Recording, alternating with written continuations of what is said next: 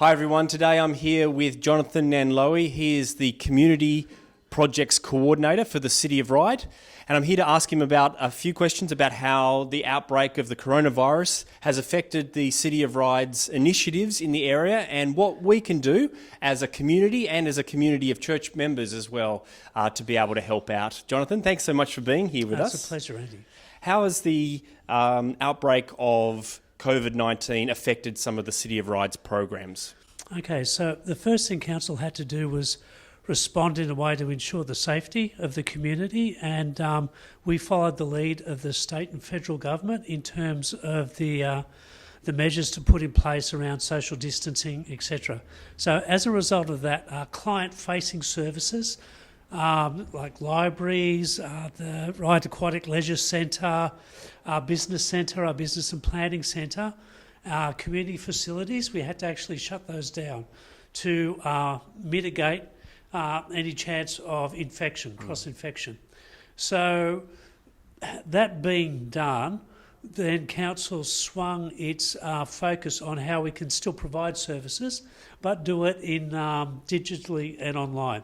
So in response to that, at a program level, libraries are operational, but they're running online now. There's a whole series of information and lending that they provide.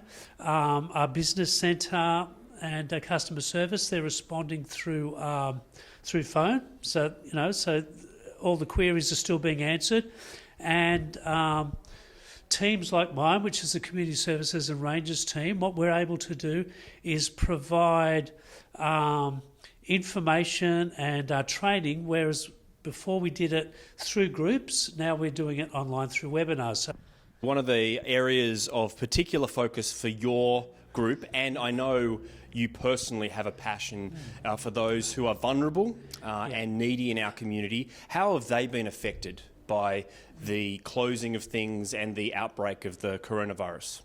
That's a great question, Andrew.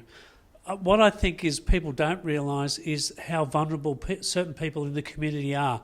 The aged, migrants, people without social support networks who really rely on that sort of interaction in the community, or at least just seeing a friendly face going out and about, or relying on information to be provided to them by someone talking to them. Simple things like going out shopping, daily for your vegetables or things like that. When that starts to be removed from your daily sort of regime, from the things that you do, people really start to feel vulnerable. So what we're starting to see is that people are feeling more anxious, they're feeling more alone.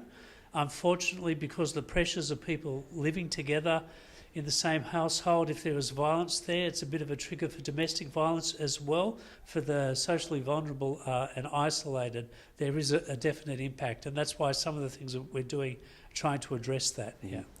We've partnered on a number of different programs, particularly in the domestic violence space and also refugee space, two groups of people which are vulnerable in our in this particular environment as well.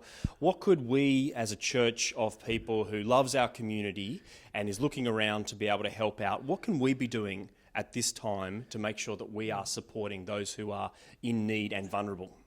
Look, I think as a church, and with really sort of active members in the church as well, it's about reaching out to people who are vulnerable and looking at practical ways of doing that. One is through volunteering. It's you can go to council website and you can find out what activities and what community groups are doing, and seeing if there are any opportunities to sort of support through volunteering. The other thing is just that good neighbourly type of approach. It's asking people who you know, sort of the old couple, are they okay? Do people need a hand with shopping? Just those practical things.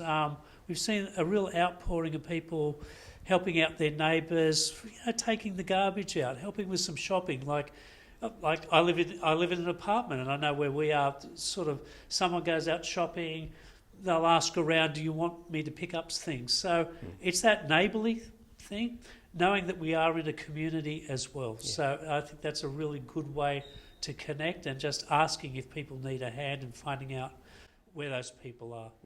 Jonathan, thank you so much for helping us out with some of those things. Looking out for the poor and being a neighbour to people, those are two things that should be in our wheelhouse, things that we do to be able to love people. Thank you so much for reminding us of those important things. It's a pleasure, Andy. Thank you.